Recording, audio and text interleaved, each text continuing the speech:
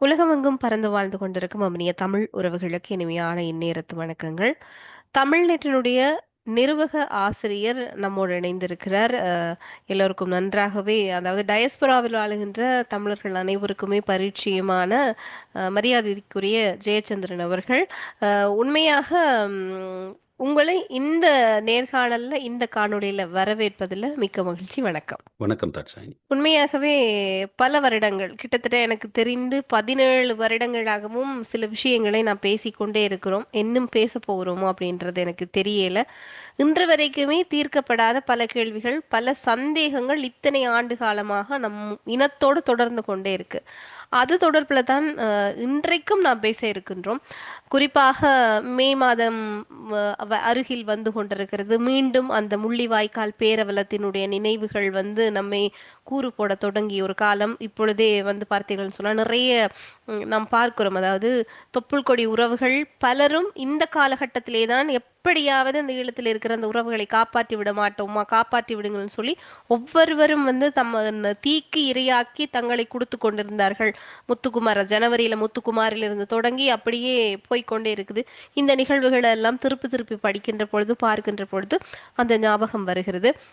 இறுதி யுத்தம் இன்று வரைக்குமே யாருக்குமே தெரியாது, மிகப்பெரிய கேள்விகளோடு இருக்கிறது. நான் ஏற்கனவே சொன்னது போலதான், ஆரம்பத்திலே சொன்னது போல என்னுடைய கேள்வி என்ன அப்படின்னு சொன்னால், இறுதி யுத்த களத்துல மிக முக்கியமான காலகட்ட பகுதியாக நம் இதுக்கு முன்னதாக டிஸ்கஸ் பண்ணும் போதே நம் பேசியிருந்தோம். குறிப்பாக ஜனவரி மாதத்திலிருந்து மே மாதம் 24ஆம் தேதி வரைக்கும் நடந்த பல விஷயங்கள் மிக உற்று நோக்கக்கூடிய ஒரு முக்கியமான செய்தியை நமக்கு சொல்லுது அப்படின்னு சொல்லியிருந்தீங்க. முதலாவதாக நம்ம ஜனவரி மாதம் நம்ம எடுத்துக்கொண்டோம் அப்படின்னு சொன்னா, ஜனவரி மாதம் தமிழ் நெட்டுக்கு கிடைத்த இறுதி களத்திலிருந்து கிடைத்த முக்கியமான சில விஷயங்கள் அப்படின்னு சொன்னால் எதை நீங்கள் பதிவு செய்வீர்கள்? அதாவது வணக்கம். அதாவது அஹ், த- ஜனவரி மாதம் எடுக்கப்பட்ட முக்கியமான அறிவித்தல் என்று சொன்னால், திரு கே.பி. பத்மநாதன் அவர்களை சர்வதேச விவகாரங்களுக்கு பொறுப்பாக விடுதலை புலிகள் நியமித்திருக்கிறார்கள் என்ற செய்தியை நாங்கள் 30ஆம் தேதி ஜனவரி மாதம் வெளியிட்டிருந்தோம். ம். உண்மையிலேயே அது மிகவும் அதுக்கு பின்னால் மிக சிக்கலான விடயங்கள் நிறைய இருக்கின்றன. அஹ், அந்த செய்தியை வெளியிடுகின்ற மிகவும் சுருக்கமான ஒரு செய்தியாகத்தான் அதை வெளியிட்டிருந்தோம். ஆனால் அதற்குரிய கடிதங்கள் 3 விதமான கடிதங்கள் எங்கள் கையில் கிடைத்திருந்தது. ஒன்று ம். கோச்சேஸ் என்று சொல்லப்படுகின்ற இணைத்தலைமை நாடுகளுக்கு எழுதப்பட்ட கடிதம், நோர்வேக்கு எழுதப்பட்ட கடிதம், மற்றது நான் நினைக்கின்றேன் ஐநாவினுடைய ஏதோ ஒரு தரப்புக்கு எழுதப்பட்ட கடிதம். 3 கடிதங்கள் தலைவர் பிரபாகரனுடைய கையெழுத்தோடு இவர் கே.பி. பத்மநாதன் அவர்கள் இவ்வாறு நியமிக்கப்பட்டிருக்கின்றார் என்ற கடிதங்கள் எங்களுக்கு தரப்பட்டது. இந்த கடிதங்களை தந்தவர் ம். வந்து விடுதலை விடுதலை புலிகளுடைய ஒரு தாயகத்திலிருந்து தரவில்லை. இது வந்து புலம்பெயர் நாடொன்றினுடைய, நான் இருக்கின்ற நாடான நோர்வே நாட்டினுடைய கிளைக்கு பொறுப்பாக இருந்தவர் தான் எனக்கு இதை தொடர்பு கொண்டு இப்படி ஒரு விடயம் நடந்திருக்கின்றது என்று சொல்லியிருந்தார். அப்பொழுது அவரே சொல்லியிருந்தார், நீங்கள் இந்த செய்தியை போடுவதற்கு போடுவதற்கு முன்னர் நீங்கள் தாயகத்திலே தலைமையோடு கதைத்துத்தான் போடுவீர்கள். நாங்கள் சொல்வதை நம்பி நீங்கள் போட மாட்டீர்கள், கிளை தருகின்ற செய்தியை. ஆனால் ம். நாங்கள் நோர்வேயில் இருப்பதால் இப்படி ஒரு விஷயம் இங்கே நடக்கின்றது என்பதை உங்களுக்கு தெரியப்படுத்துகின்றோம். நோர்வே அரசாங்க தரப்பிலே இருந்து தங்களிடம் கேட்கின்றார்கள், விரைவாக இந்த செய்தியை தமிழ் நெட்டில் வர வையுங்கள். ம். அப்படியானால் தான் நாங்கள் பத்மநாதன் அவர்களை இங்கே கூப்பிட்டு வெளிநாடுகளில் வேறு இடங்களில் அவர் ஒரு தடை செய்யப்பட்ட வேலைகளோடு சம்பந்தப்பட்டிருந்தவர் என்பதால் அவர் ஒரு அரசியல் பணிக்கு அவரை கொண்டு வந்து அவரோடு பேசுவதற்கு எங்களுக்கு வந்து தமிழ்நெட்டிலே இந்த செய்தி அதிகாரப்பூர்வமாக வர வேண்டும் என்ற, தமிழ்நெட்டிலே வந்தால்தான் அது விடுதலை புலியோட தலைமை ம். ஒத்துக்கொண்டு வெளியிட்ட செய்தியாக கணிக்கப்படும். ஆகவே இதை நீங்கள் தமிழ்நெட்டிலே வர வையுங்கள் என்று நோர்வே தரப்பு எரிக் சோல்ஹேம் போன்றவர்கள் கேட்டுக்கொண்டதாகவும், அதனாலே என்னிடம் அந்த வேண்டுகோளை அவர் முன்வைப்பதாகவும் அந்த கிளை பொறுப்பு, அவர் எனக்கு ஒரு நீண்ட காலமாக தெரிந்த ஒரு நண்பராக அப்போது இருந்தவர். ம். இப்போ இந்த நோர்வே என்பது கேபி தரப்பினுடைய ஒரு பலமான கோட்டையாகத்தான் இருந்தது. அப்போ அந்த கோட்டையிலே இருந்து விடுதலை புலிகள் பல மாற்றங்களை செய்திருந்த பொழுதும், உண்மையில் வந்து சமாதான பேச்சுவார்த்தை காலத்திலே அந்த கேபி என்பவருடைய கட்டுப்பாட்டிலிருந்து உலகளாவி இருக்கின்ற கிளைகளை விடுவித்து அது வேறு வகையில் மீளொழுங்கு ம். செய்யப்பட்டிருந்தது. அதற்கு உள்ளார்ந்த ரீதியான பல காரணங்கள் இருந்திருக்க வேண்டும். ஆனால் நோர்வேயில் அவர்களுடைய நெடியவன் என்பவர் அனுப்பப்பட்டிருந்தபடியால் தலைவரினாலே அம், அவர்கள் நோர்வேயிலே இருக்கின்ற அந்த கேபியின் கோட்டையாக இருக்கின்ற நோர்வேயிலே எல்லோரையும் மாற்றுவது சிரமமாக இருந்தபடியால் தொடர்ச்சியாக ஒரு கேபி அணிக்கு விசுவாசமான ஒரு தன்மை இங்கே இருந்தது. ம். அந்த நேரத்திலே வந்து இந்த கடிதம் எனக்கு தரப்பட்ட பொழுது நான் இதனுடைய பின்னணி என்னென்று அவர் நண்பராகவும் இருந்தபடியால் அவரிடம் கேட்டேன், இதனுடைய பின்னணி என்ன என்று. அப்போ அவர் சொன்னார், நோர்வே தரப்பு வந்து 2 பேருடைய பெயரை சொல்லி ஆம், அவர்களில் ஒருவரை விடுதலை புலிகளுடைய ஒரு ஒரு அதிகாரபூர்வமான ஒரு வெளிநாட்டு தரப்பாக அறிவித்தால்தான் எங்களுக்கு ஏதாவது இதிலே செய்ய முடியும் என்று கேட்டிருந்தார்கள். ம். ஒன்று திருமதி அடேல் பாலசிங்கம் அவர்கள், ம். அல்லது அல்லாது விட்டால் கேபி பத்மநாதன் அவர்கள். ஆகவே அவர் மறுத்து விட்டார். அடேல் பாலசிங்கம் அப்படி ஒரு வேலைக்கு வருவதற்கு வாய்ப்பு இருப்பதாக தெரியவில்லை. ஆகவே கேபி பத்மநாதன் அவர்களைத்தான் நாங்கள் இதிலே நியமிக்க வேண்டிய சூழல் ம். இருக்கின்றது என்ற ஒரு தரவைத்தான் எனக்கு நோர்வேயிலிருந்து தொடர்பு கொண்டவர் சொல்லியிருந்தார். அப்பொழுது நான் ஆவலாக இந்த கடிதங்களை பார்த்துவிட்டு மனதிலே சில கேள்விகளும் இருந்தது. அப்போ நடேசன் அவர்கள் தொடர்பு கொண்டார். ம். அவர் செய்திகளை தருவதற்காக தொடர்பு கொண்ட பொழுது அவரிடம் நான் இதை சொன்ன பொழுது, அப்போ அவர் இந்த சிடிஎம்ஏ ஃபோன் என்ற ஒரு அது சேட்டலைட் ஃபோன் அல்ல, அது ஒரு செல்போன், சிடிஎம்ஏ என்று ம். சொல்வார்கள், அதனூடாகத்தான் ம். தொடர்புக்கு வந்திருந்தார். அப்போ அவர் சொன்னார், நான் சேட்டலைட் ஃபோனிலே தொடர்புக்கு வருகின்றேன், அப்பொழுது மீதி விவரத்தை கதைப்போம், அந்த செய்தியை ஒன்றையும் வெளியிட மாட்டீர்கள் தானே என்று. நாங்கள் அவரோடு கதைக்காமல் வெளியிடுவதில்லை. ஆகவே அதற்கு பின்னர் அவர் தொடர்புக்கு வர 2 நாட்கள் எடுத்தது. 2 நாட்களுக்கு பிறகுதான் அவர் சேட்டலைட் ஃபோனோடாக எனக்கு தொடர்புக்கு வந்தார். அதுக்கிடையில் இங்கே நிறைய தொலைபேசி எனக்கு மாறி மாறி இந்த செய்தியை என்ன சொல்லுகின்றார்கள், அங்கே இருந்து உங்களுக்கு கிளியரன்ஸ் கிடைத்து விட்டதா இதை போடுவதற்கு என்று ம். ம். கேட்டுக்கொண்டிருந்தார். அப்பொழுது நடேசன் அவர்கள் தொடர்புக்கு வந்த பொழுது எனக்கு சொன்னார், தலைவர் அவர்கள் உங்களிடம் இருக்கின்ற நம்பிக்கையின் பாற்பட்டு ஒரு விடயத்தை கோருகின்றார், ம். தனிப்பட்ட ரீதியாக உங்களிடம் என்று என்னிடம் ம். கோருகின்றார் என்று. அப்பொழுது நான் கேட்டேன், என்ன என்ன இப்படி கேட்கின்றீர்கள், இப்படி சொல்லுகின்றீர்கள் என்ன? இல்லை, அந்த கடிதத்தை வெளியிட வேண்டாம், ம். அதை ஒரு சாதாரண செய்தியாக வெளியிடுங்கள், அந்த கடிதத்தின் பிரதிகளை எங்கும் வெளியிட வேண்டாம், அது தலைவரின் கையெழுத்தோடு இருக்கின்றது, ம். உண்மையில் இதிலே தலைவருக்கு விருப்பம் இல்லை, வெளிநாட்டில் இருந்து நிறைய அழுத்தங்கள் வந்து கொண்டிருக்கின்றன, அந்த அழுத்தங்களை தருபவர்கள் என்ன சொல்கின்றார்கள் என்றால் எல்லாம் முடிந்து விட்டது, மிகவும் சிக்கலான நிலைமையாகிவிட்டது, இந்த நிலையில் ஏதோ ஒரு சர்வதேச தரப்பு நீங்கள் அழிந்து விடக்கூடாது, விடுதலை போராட்டத்தை நடத்தி கொண்டிருப்பவர்கள் அழிந்து விடக்கூடாது என்று எங்கேயாவது ஒரு மூலையில் ஒரு சின்ன எண்ணம் இருந்தால் சில நேரம் உங்களை அதை தாக்கு பிடிப்பதற்கு ஏதாவது உதவிகள் பெறக்கூடும், இருக்கக்கூடும், அப்படியான வாய்ப்புகளை நீங்கள் கைவிடக்கூடாது, ஆகவே இவரை மீண்டும் நியமியுங்கள் ம். என்று அழுத்தம் போடப்படுவதாக. ஆகவே சர்வதேச தரப்பிலிருந்து தான் இந்த அழுத்தம் போட்டு போய்கொண்டிருந்தது, இவரை நியமிக்க வேண்டும் என்ற அழுத்தம் இருந்தது என்றும், 1 மாதமாக இந்த கடிதம் கையொப்பம் விடாமல் வைக்கப்பட்டிருந்ததாகவும், 1 மாதத்துக்கு பிறகு சரி இவர்கள் சொல்லுகின்றார்கள் பார்ப்போம் என்ற வகையிலே தான் இந்த கடிதம் கொடுக்கப்பட்டிருக்கிறது என்றும், ம். ஆகவே இந்த கடிதத்தை வெளியிடுகின்ற அதே வேளை பத்மநாதன் அவர்களுக்கு நாங்கள் ஒரு செய்தியை சொல்லுகின்றோம், தமிழ்நெட் ஊடாக மட்டும்தான் நீங்கள் உலகத்தோடு தொடர்பு வைத்திருக்க வேண்டும், ம். உலக ஊடகங்களோடு என்ற ஒரு கருத்தை நாங்கள் அவருக்கு தெரிவிக்கின்றோம். நீங்கள் இதிலே ஏதாவது சிக்கலான விடயங்களை இவர் சொல்லுவாராக இருந்தால் அதை வெளியிட வேண்டாம், உங்களுக்கு தெரியும் தானே, உங்களுக்கு அவர் தலைவரிடம் மீது இருக்கிற நம்பிக்கையின் பார்ப்பட்டு இதை கேட்டிருக்கின்றார். இப்படி நடேசன் அவர்கள் எனக்கு சொல்லி விலாவாரியாக விளங்கப்படுத்தி, அப்போ அப்போ நான் அதில் இருந்து அவரோடு எனக்கு சேட்டலைட் ஃபோன் நம்பர்கள் இருந்தது, 2 3 இலக்கங்கள் இருந்தது, அந்த ம். இலக்கங்கள் ஊடாக கேபி பத்மநாதன் அவர்களோடு தொடர்பு கொண்டு இந்த செய்திகளை எழுதுகின்ற, அதில் ஜனவரியிலிருந்து இப்போவும் தமிழ்நெட்டிலே அந்த செய்திகள் அப்படியே வைத்திருக்கின்றோம், அனைத்து செய்திகளையும் நீங்கள் பார்க்கலாம். அதாவது குறிப்பாக இதுக்கு முன்னதாக நீங்க சொன்னது போல ஈழத்தில் இருந்த தலைமை அப்படின்பது மிகப்பெரிய ஒரு அழுத்தத்துல தான் கேபி அவர்களை வந்து அப்பாயிண்ட் செய்கிறது 30ஆம் தேதி அப்படின்னு ஒரு விஷயத்த சொல்லியிருந்தீங்க. அடுத்து ஆமாம். இந்த ஆயுத மௌனிப்போ அல்லது சரணடைவு சம்பந்தமான முன்னேற்பாடுகள் வந்து எப்போ ஆரம்பிக்குது? அது தொடர்பில் அங்கிருந்து ஏதாவது தகவல் உங்களுக்கு வந்ததா? ஆமாம், பல தரவுகள் வந்தது. பிப்ரவரி மாதம் 23ஆம் தேதி ம். நடேசன் அவர்கள், இப்போ இதுக்கிடையில் நான் இன்னொரு விஷயத்தை சொல்ல வேண்டும். ஏனென்றால் சொல்லுங்க. இந்த கேபி அவர்களுடைய நியமனம் ம். அது ஒரு சர்ச்சைக்குரிய நியமனம், இருந்தாலும் அந்த அந்த சர்ச்சை வெளியில தெரியாது. அஹ், அப்போ அவருடைய செய்தி ஒன்று நாங்கள் போட்டால் தமிழ்நெட்டில் உடனே ம். புள்ளித்தவன் தொடர்பு கொண்டு கேட்பார் சேட்டலைட் போன்ல, ம். அண்ணே ரெண்டெழுத்தானுடைய செய்தி ஒன்று போட்டிருக்கிறீர்களா? ஓ, அப்போ அவருக்கு பேர் நான் ரெண்டு என்ன எழுத்து. ம்.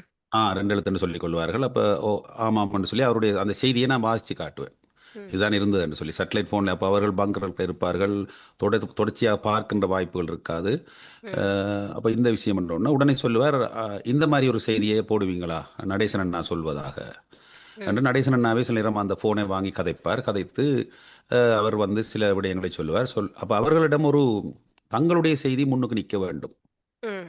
இந்த பத்மநாதனுடைய செய்தியை விட என்ற ஒரு ஒரு தன்மை உண்டு நெடுக நான் கவனித்து கொண்டு வந்தேன். அப்போ பத்மநாதன் அவர்களுக்கும் எனக்கும் இடையில இருந்த எங்களுடைய ம்.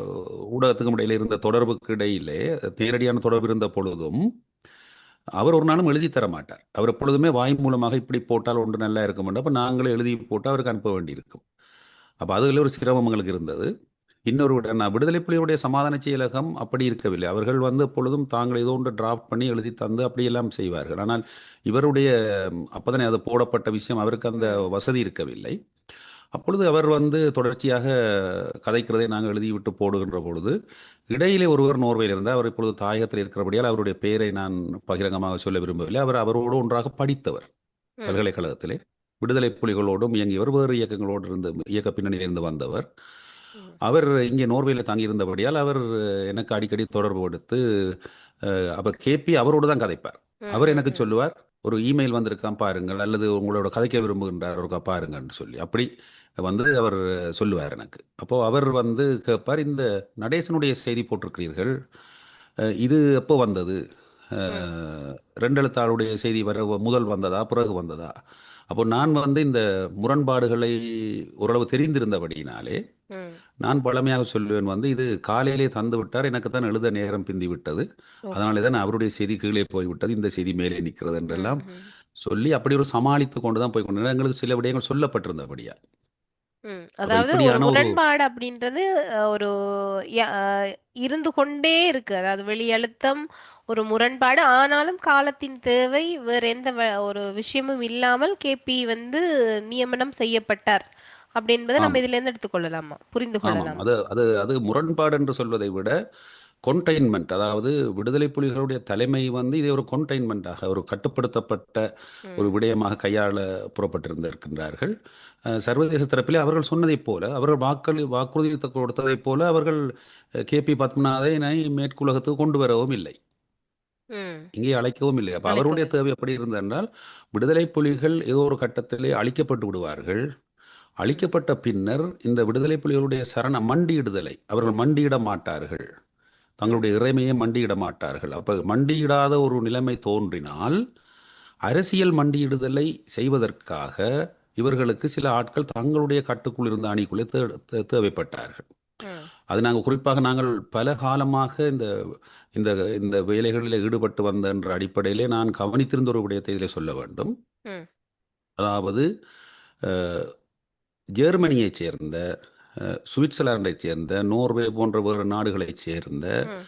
தன்னார்வ நிறுவனங்கள், அமெரிக்காவிலேயும் இருக்கக்கூடிய சில தன்னார்வ வலை கட்டமைப்புகள் இந்த விடுதலை புலிகளை ஒரு பயங்கரவாத இயக்கமாக சித்தரிக்கின்ற வேலையிலே ஒரு பகுதி ஈடுபட்டு கொண்டிருக்க, ம். இன்னொரு பகுதி வந்து தமிழ் தேசிய நடவடிக்கைகளில் ஈடுபட்டு கொண்டிருந்த கிளை கட்டமைப்புகள், இவர்களோடு வேலை செய்து கொண்டிருந்த அரசியல் வேலைகளில் ஈடுபட்டவர்கள், மனித உரிமை அரசியல் வேலைகளில் ஈடுபட்டவர்களை ம். கையாள ஆரம்பித்தார்கள். இவர்களுக்கான சில மாநாடுகள், சில உதவிகள் செய்வது போல, பயிற்சிகள் செய்வது போல இவர்களோடு தொடர்புகளை வைத்திருந்து இந்த தமிழ் தேசியத்தையும் பலவீனப்படுத்துவது. அப்போ இந்த வெளிநாடுகளில் இருந்தவர்கள் அடையாளம் கண்டு கொண்டார்கள், சில நிறுவனங்கள் தங்களுக்கு ஆதரவாக இருப்பது போல அவர்களுக்கு தோற்றமளிக்கும். ம். அதுவும் குறிப்பாக ஒரு நிறுவனம், இந்த பேர்கோ ஃபவுண்டேஷன் என்று சொல்லப்படுகின்ற நிறுவனம், ஜெர்மனியைச் சேர்ந்த நிறுவனம், இவர்கள் இலங்கையிலிருந்து ராஜபக்ச அரசால் விரட்டி அடிக்கப்பட்டிருந்தார்கள். ம். ம். ஏனென்றால் அவர்களுடைய அணுகுமுறை எப்படி இருந்ததுன்னா, சிங்கள தேசியவாதத்தையும் பலவீனப்படுத்தி தமிழ் தமிழ் தேசியம். தேசியத்தையும் பலவீனப்படுத்தி இருவரையும் சமாதான முயற்சிக்கு எங்கே ஒரு இடத்துல இணங்க வைக்கலாம். அப்ப இலங்கையில் அவர்கள் நடந்து கொண்ட விதம் ராஜபக்ச அரசுக்கு மிகுந்த சங்கடங்களை ஏற்படுத்தியபடினால் அவர்களை விரட்டி விட்டார்கள் நாட்டை விட்டு. ம். அப்ப அங்கே இருந்து விரட்டப்பட்டால் அவர்கள் எங்கள் நண்பர்கள் என்று தானே இங்கே இருப்பவர்கள் நினைப்பார்கள், புலம்பெயரில் இருக்கின்ற ம். அப்போ இப்படி வந்து ஒரு இந்த கேபி என்பவருக்கு கீழே இயங்கி கொண்டிருந்த நீண்ட காலமாக இயங்கி கொண்டிருந்தவர்கள், இது நான் சொல்லுவது கிட்டத்தட்ட 2001ஆம் ஆண்டுக்கு முன்னரே ம். இந்த விஷயம் இருந்தது. கடைசியில் இது தீவிரமடைந்திருந்தாலும் ராஜபக்ச ஆட்சிக்கு வந்ததுக்கு பின்னர் சமாதான பேச்சுவார்த்தைகள் தொடங்க முன்னரே இந்த பேர்கோ ஃபவுண்டேஷன் போன்ற நிறுவனங்கள் எங்களுடைய செயற்பாட்டாளர்களோடு இங்கே மிகவும் கலந்து பகிர்ந்து உதவிகள் செய்து அம், உள்ளுக்கூட உள்ளார்ந்த மடை மாற்றங்களை ஏற்படுத்த தொடங்கிவிட்டார். நிச்சயமா. ஆகவே இப்ப நீங்க அந்த சொல்றது போல இந்த ஃபவுண்டேஷன்கள் அப்படின்றதுக்கு என்ன தேவை இருந்தது? ஏன்னா, அவர் அங்க எதிரான நடவடிக்கைகளையும் செயற்படுத்தணும். இங்க வந்து தமிழ் தேசியத்தினுடைய வலுவையும் குறைக்கோணும். சிங்கள தேசியத்தினுடைய வலுவையும் குறைக்கோணும்னா, ஏதோ ஒரு காரணம் இருக்கும் தானே? என்ன காரணத்துக்காக அவங்க செய்தது இது? அதாவது ஜியோ பொலிட்டிக்ஸ் புவிசார் அரசியல்லே அவர்கள் ம். ஒரு பெரிய பிரச்சனையாக பார்த்த விடயம் என்னவென்றால், இந்த தமிழ் தரப்பினுடைய புலம்பெயர் சமூகம், டயஸ்போரா, ம். இதை வந்து ஒரு ஒரு இராணுவ ரீதியான பார்வையில் அவர்கள் பார்த்தார்கள். அப்படின்னா கவுண்டர் இன்சர்ஜென்சி என்று சொல்லப்படுவது, கொயின் என்று சொல்லப்படுவது, இந்த டயஸ்போரா தான் இந்த உயிர் நாடியை கொடுத்து கொண்டிருக்கிறது இந்த போராட்டத்திற்கு. ம். ஆகவே அந்த டயஸ்போராவை எப்படியோ கட்டுப்படுத்தினால் அங்கே இருக்கின்ற அந்த தலைமை கட்டுப்படுத்தப்படும் என்ற ஒரு அணுகுமுறையில் தான் இந்த சமாதான செயற்பாட்டுக்கு முன்னரே அந்த நடவடிக்கைகள் இங்கே விளைவிக்கப்பட்டு விட்டன. இதனாலே இந்த கேபியினுடைய கேபி தான் இங்கே இருந்து எல்லா விடயங்களையும் முன்னர் ஜேசி குரூ போர் வரை காலம் வரையான காலத்திலே அவர்தான் புலம்பெயர் கட்டமைப்புகள் எல்லாத்தையுமே இயக்கி வந்தார். ம். அப்போ அவருக்கு கீழே தான் எல்லாம் இருந்தது. அப்போ அவர்களுக்கு கீழே இருந்த அரசியல் வேலைகளிலே மனித உரிமை வேலைகளில் ஈடுபடுபவர்களை இந்த நிறுவனங்கள் குறிவைத்து, ஒரு வகையில் சொல்ல போனால் கேபியினுடைய அரசியல் துறை என்று வைத்துக் கொள்ளுங்களேன். கேபியினுடைய கிளை கட்டமைப்பு என்பது ஒன்று ம். ஒரு பக்கம் இருந்தது. அதனுடைய அரசியல் லோபி வேலைகளில் ம். ஈடுபடுபவர்கள் ம். இன்னொரு பக்கம் ம். இருந்தது. ம். இந்த அரசியல் லொபி வேலைகளில் ஈடுபடுபவர்களை இந்த மேற்கு நிறுவனங்கள் குறிவைத்து அவர்களை தங்களுடைய வலைக்குள்ளே கொண்டு வந்து விட்டார்கள். ம். இந்த நிலையை தலைவர் மாற்றி அமைக்கின்றார். சமாதான சூழலிலே வந்து இதை மாற்றி அமைத்து இது வேறு விதமான ஒரு வலையமைப்பு இங்கே போடப்படுகின்றது கிளை கட்டமைப்புகளுக்குள்ளே. ம். இதை மீண்டும் யுத்தத்தின் இறுதிக் கட்டத்தில் இன அழிப்பு போரின் எல்லையில் மீண்டும் இதை திணிக்கின்றார்கள் விடுதலை புலிகள் மீது. அந்த ம். ஒரு பாகைன் சிப்பாக பயன்படுத்துகிறார். இதை எப்படி சொல்வதென்றால் டெயில் வேகிங் த டாக் என்று சொல்வது. அதாவது ம். உண்மையில் புலம்பெயர் சூழல் என்பது ஒரு வால் போன்று, அது முடிவெடுப்பது அல்ல. தாயகத்தில் இருந்த இயக்கம்தான் முடிவெடுப்பது. ஆனால் அந்த இயக்கத்துக்கு ஒரு நெருக்கடியை உருவாக்கிவிட்டு இந்த வாளை பிடித்து இறுக்கி ஆட்டுவதன் ஊடாக இப்படியானவர்களை நியமியுங்கள், இப்படி செய்யுங்கள், இப்படி ம். நடவுங்கள் என்று இந்த ம். இந்த தன்னார்வ நிறுவனங்களும் இந்த அமைதி முயற்சிகளில் ஈடுபட்டவர்களும் ஒரு இன அழிப்பு சிந்தனையில் செயற்பட்டு கொண்டிருந்த இலங்கை அரசுக்கு உதவி போவதாகவே அவருடைய செயற்பாடுகள் இறுதியிலே முடிவடைந்து விட்டது. இதனாலே தான் இன்று வரை தங்களுடைய பொறுப்புக்கூறலை இவர்கள் எங்குமே தெளிவாக வெளிப்படுத்தாமல் இருக்கின்றார்.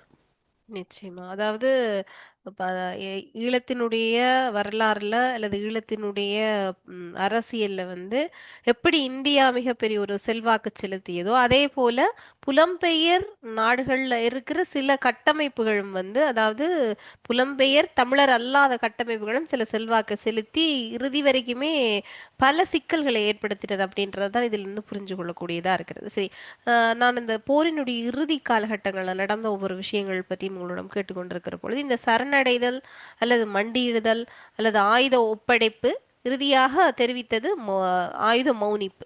இந்த இந்த விஷயங்களுக்குள்ள தோற்ற புள்ளி அல்லது எங்கு இது ஆரம்பிக்குது, எதுக்காக ஆரம்பிக்குது, இது கூட சம்பந்தப்பட்டவர்கள் யார்? அதாவது 23ஆம் தேதி பிப்ரவரி ம். மாதம் அளவில் ம். வந்து நடேசன் அவர்கள் தொடர்பு கொண்டு கேட்டார், சொல்லுகின்றார், இப்படியான ஒரு சிக்கலை கொண்டு வருகிறார்கள். லேயிங் டவுன் ஆர்ம்ஸ் என்ற ஒரு அறிவித்தலை செய்யுமாறு நெருக்கடி தருகின்றார்கள். ஆயுதங்களை கீழே வைத்தல். ஆயுதங்களை கீழே வைத்தல் என்றால் அப்போ இந்த கேபியினுடைய நண்பர், ம். நோர்வேயில் இருந்த அந்த நண்பர் ம். எங்களுடைய எடிட்டோரியல் ரூமுக்குள்ளே இருக்கின்றார், எங்களோட ஏதோ சந்திப்புக்காக வந்த இடத்துல. ம். அந்த நேரம் தான் இந்த தொடர்பும் வருகின்றது. ம். அப்போ முதல்ல புலித்தவன் தான் தொடர்புக்கு வந்தார். அப்போ அவர் சொன்னார், லேயிங் டவுன் த ஆர்ம்ஸ் என்பது வந்து அப்படி சொல்வது சரி. ம். அப்போ நாங்கள் சொன்னோம், இது வந்து சரணாகதி என்ற பொருள்படும். லேயிங் டவுன் த வெப்பன்ஸ் என்றால் சரணாகதி என்ற ம். பொருள்படும் என்பது எங்களுடைய விளக்கம். அப்போ அந்த புலித்தேவனர்கள் கதைத்து கொண்டிருக்கின்ற பொழுதே பின்னுக்கு எங்களுக்கு செற்றூடாக வேறு ஒரு கம்யூனிகேஷன் அங்கே கேட்கின்றது. ம். அதிலே வந்து சொல்லப்படுகிறது வந்து அப்படி சொல்லக்கூடாது, அங்கே இருந்து சொல்லப்படுகிறது, லேயிங் டவுன் ஆர்ம்ஸ் என்பது சரணாகதி என்ற பொருள் அங்கே இருந்தும் அவர்கள் சொல்லுகின்றார்கள். நானும் இங்கே இருந்து அதை ம். சொல்லுகின்றேன், அதே கருத்தை. அப்பொழுது இந்த இந்த இந்த தொலைபேசிக்கு பிறகு மீண்டும் எடுக்கின்றோம் என்று அவர்கள் வைத்து விட்டார்கள். அதுக்கிடையில் இந்த கேபியினுடைய நண்பர் எனக்கு சொல்லுகின்றார், இல்லை லேயிங் டவுன் த ஆப்ஸ் என்று போடுவதுதான் சரி ம். என்ற ஒரு அழுத்தத்தை எங்களுக்கு பிரயோகிக்க முயற்சித்தார். நான் சொன்னேன், அப்படி அல்ல என்ற உடனே அங்கே இன்னும் ஒருவர் இருந்தார். அப்படி எங்களுடைய ஒரு விவாதம் ஒன்று போய் கொண்டிருந்தது. ம். நான் டிக்ஷனரியை எடுத்து அவர்களுக்கு காட்டினேன். இது ம். இராணுவ மொழியிலே சரணாகதி என்று பொருள்படும்.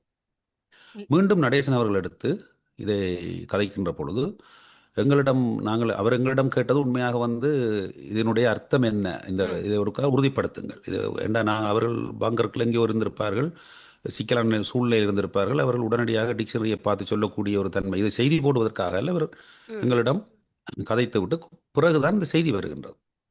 அந்த செய்தி அவர் தெளிவாக சொல்லுகின்றார். ம். லேயிங் டவுன் த ஆர்ம்ஸ் என்பது சாத்தியமே கிடையாது. அந்த மாதிரி ஒரு சொற்பிரயோகம் நாங்கள் பயன்படுத்த மாட்டோம். அமைதி, அதாவது போர் நிறுத்தம் முக்கியமானது, ம். தீர்வுகள் முக்கியமானவை.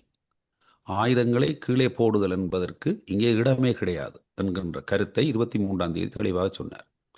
பிறகு ஓரிரு நாட்கள் போன பின்ன என்னோடு எடுத்து அவர் பேசிய பொழுது இன்னமொரு விடயத்தை சொன்னார்.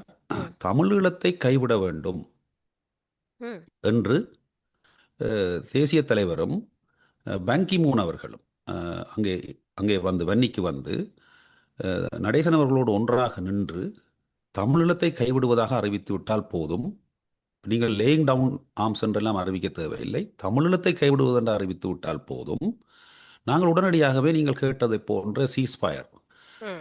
என்பதை கொண்டு ஒரு பேச்சுவார்த்தையை தொடங்குவோம். அந்த இப்போ காசாவில் நடைபெற்றதை போல ஒரு நெருக்கடியான சூழலை உருவாக்கி அந்த ஒரு கொஞ்ச இடத்திலே ஒரு பட்ச் ஆஃப் லேண்டில் இவர்களை நிற்க விட்டு பேச்சுவார்த்தையை நடத்தலாம். ஆனால் அதுக்கு முன் நிபந்தனையாக தமிழீழம் என்ற கோரிக்கையை ம்.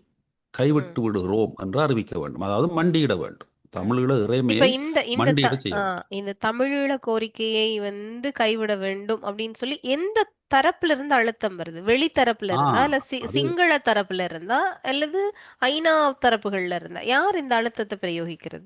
இதிலே மிக முக்கியமாக நீங்கள் கவனிக்க வேண்டிய விடயம், இதிலே மேற்கும் குறிப்பாக இந்த கோச்சேஸ் என்று சொல்லப்படுகின்ற இணைத்தலைமை நாடுகள், ம். இணைத்தலைமை நாடுகள் தான் நோர்வேயை இயக்கி கொண்டிருந்தார்கள். நோர்வேக்கு சுயமாக முடிவெடுக்க முடியாது.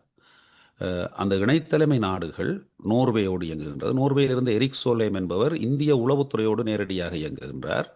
2004ஆம் ஆண்டு இந்தியாவிலே ஆட்சி மாற்றம் வந்துள்ளது. சமாதான பேச்சுவார்த்தை தொடங்கியது 2001ஆம் ஆண்டிலே. ம். 2002 தான் அது போர் நிறுத்த ஒப்பந்தமாக வருகின்றது. பேச்சுவார்த்தைகள் நடைபெறுகின்றன. அப்பொழுது பிஜேபி தான் அங்கே அரசாங்கத்தில் இருந்தது. அப்போ பிராஜேஷ் மிஸ்ரா என்கின்ற நேஷனல் செக்யூரிட்டி அட்வைசர் இந்தியாவில் இருந்தவர். அவர் இந்த சீஸ்பயர் அக்ரிமெண்ட் இப்படியான விடயங்கள் செய்வதற்கு சார்பானவராக இருந்தார். ம். ஆனால் 2004ஆம் ஆண்டு ஆட்சி மாற்றம் இந்தியாவிலே வந்தபொழுது, காங்கிரஸ் அரசு அங்கே வந்தபொழுது ஜே.என். டிக்சிட் அந்த பதவிக்கு வருகின்றார். ஜே.என். டிக்சிட் பார்க்கின்றார், இவ்வளவு வேலைகள் எங்களுக்கு தெரியாமல் இங்கே நடந்திருக்கின்றது ம். என்ற ஒரு ஆத்திரம் அடைகின்றார். ம். அவருக்கு ஏற்கனவே அவர்களுடைய ஒரு ஆத்திரம் ஆமா, இருக்குது இல்லையா? ஆமா, ஐபிகேஎஃப் வரலாற்று ஒரு ஆமா, கோபம், அது ஒரு நிச்சயமாக. அசிங்கம் அப்படின்னு சொல்லி அது நிறைய மட்டுமல்ல, வரலாற்று பிரச்சனைகள் இருந்திருக்கும். ம். மிக வரலாற்று தவறுகளை இழைத்த ஒரு பேர் வழியாக இன்று இந்தியாவுக்கும் ஈழத்தமிழர்களுக்கும் இடையே ஏற்பட்டிருக்கின்ற விரிசல்களுக்கே அடிப்படை காரணமானவர்களில் ஒருவராகத்தான் இந்த ஜே.என். டிக்சிட் இருந்திருந்தார். ம். அவர் திலீபனுடைய உண்ணாவிரத காலத்திலே எப்படி செயற்பட்டார் என்பது அனைவரும் அறிந்த உண்மை. நான் இங்கு மீண்டும் அதை சொல்ல தேவையில்லை. ஆனால் குறிப்பாக ஒரு விடயத்தை சொல்ல வேண்டும். அப்போது இருந்த இந்திய தளபதிக்கு, இந்திய படைகளுடைய தளபதிக்கு தலைவரையும் பிரதி தலைவரையும் கொன்றுவிடுமாறு பேச்சுவார்த்தைக்கு வந்த பொழுது, அவர்களிடம் பலாலிக்கோ அங்கு வந்த பொழுது அவர்களை கொன்று விடுமாறு, வரும் வழியிலோ செல்லும் வழியிலோ கொன்று விடுமாறு இந்த டிக்சிட் அவர்கள் கட்டளை கூட பிறப்பித்திருந்தார். அப்பொழுது அந்த தளபதி அவர்களுக்கு சொல்லியிருந்தார், உன்னிடமிருந்து நாங்கள் கட்டளை எடுக்க முடியாது, நீ ஒரு சிவில், ஒரு எம்பசி ம். அம்பாசிடர், தூதுவர். ஹை கமிஷனர், எனக்கு இராணுவ ரீதியாக உயர்மட்டத்திலிருந்து வந்தால்தான் அந்த இதை எடுத்துக்கொள்வேன் என்று அந்த அந்த அந்த தளபதி சொல்லி அவரே பதிவு செய்திருக்கிறார், ஆதாரபூர்வமாக பதிவு செய்திருக்கின்றார். ஆகவே இப்படியான டிக்சிட் தான் இந்திய இலங்கை ஒப்பந்தத்தினுடைய அந்த உள்ளடக்கத்தை கூட டிக்சிட்டும் காமி திசநாயக்கவும் தான் தீர்மானித்திருந்தார். ம். விஜயாரனுடைய வழிநடத்தலுக்கு கீழே இலங்கையினுடைய இறைமையை காப்பாற்ற வேண்டும் என்ற நோக்கத்தோடு எல்லாம் அவர்கள் செயற்பட்டிருந்தார்கள். ஆகவே ஒரு சிக்கலான ஒரு பின்னணியோடு தான் இந்த இந்தியாவினுடைய அந்த ஜேஎன் டிக்சிட்டினுடைய அணுகுமுறைகள் இருந்தது. அவர் அங்கே பதவிக்கு வந்த பின் 2009 நோக்கிய 2004 2009 நோக்கிய காலத்திலே இந்த மேற்குலகம் கடைபிடித்த அந்த கொண்டைன்மெண்ட் என்ற அந்த உத்தியும் இந்தியாவினுடைய அந்த விடுதலை புலிகளை பழிவாங்க வேண்டும், அழித்து விட வேண்டும் என்ற அந்த இது இரண்டும் இரட்டிப்பாக இணைந்தது தான் அங்கே சிக்கல். அதிலே எரிக் சோல்ஹேம் போன்றவர் தங்களுடைய கடமையை நீதியாக செய்யவில்லை. இந்தியாவினுடைய சொல்லை நம்பியார் போன்றவர்களுடைய தலையீடு ம், ஐநாவுக்குள்ளே இப்படி பல ம், சிக்கல்கள் அங்கே ஓடிக்கொண்டிருந்தது. இந்த விடயங்களை எல்லாம் அந்த மேத்யூ லீ என்கின்ற ஐநாவிலே இருந்த அந்த ரிப்போர்ட்டர், அவர் இன்னசிட்டி பிரஸ் என்று அவர் வந்து ம், கூடுதலாக இதை பற்றி எல்லாம் அம்பலப்படுத்தி கொண்டிருந்தார், இந்த ஐநாவிலே இருந்த சிக்கல்களை எல்லாம். ம். இப்போ ஆகவே இந்த ஏற்கனவே நீங்க ஒரு விஷயம் சொல்லியிருந்தீங்க. அதாவது இந்த பாங்கிமூனோட இணைந்து தலைவர் தமிழீழ கோரிக்கையை கைவிட்டால் சீஸ்ஃபயர் அப்படின்ற அந்த ஒரு யுத்த நிறுத்தத்துக்குள்ள அந்த துண்டு நிலத்தில் இருக்கிற மக்களை குறைந்தபட்சம் காப்பாத்துறதுக்கான ஒரு அழுத்தம் வந்ததுன்னு அப்படி சொல்லி. அடுத்ததாக வேறு ஏதாவது ஒரு அழுத்தம் வந்ததா? தலைவரை மட்டும் அஹ், தலைவருக்கு மட்டும் மன்னிப்பில்லை, மற்றவர்களுக்கு மன்னிப்பு அப்படின்னு சொல்லி ஏதாவது ஒரு பேச்சுவார்த்தை நடந்ததா? அது எப்போ நடந்தது? அதான் எதுக்காக நடந்தது? எங்கே நடந்தது? அது அது வந்து இது வந்து நான் இப்போ இதுவரை சொல்லிக் கொண்டிருந்தது பிப்ரவரி மாதத்திலே நடந்த ம், விடயம். ம், பிப்ரவரி மாதத்திலே பிறகு அந்த மே மாதத்துக்கு இடையிலே பெரும் பெரும் அழிவுகள் நடந்து கொண்டிருக்கின்றது, பெரும் சம்பவங்கள் எல்லாம் நடந்து கொண்டிருக்கின்றது. ம், அதே நேரத்தில் போராட்டங்கள் உலகெங்கும் தீவிரமாக நடந்து கொண்டிருக்கின்றது. அப்படி இருந்த சூழல்ல நாங்கள் வேகமாக மே மாதத்துக்கு வந்தால், 1ஆம் தேதி மே மாதம் மே 1ஆம் தேதி அந்த நாளிலே வந்து எங்களுக்கு இந்த விஷயம் சொல்லப்பட்டது. அது வந்து இன்னசிட்டி பிரஸ்ஸே அதை ரிப்போர்ட் பண்ணியிருக்கின்றது. மேத்யூ லீ தமிழ்நெட்லேயே அந்த 1ஆம் தேதி மே மாதம் போய் பார்த்தீங்கன்னா அந்த அந்த செய்தி இருக்கும்.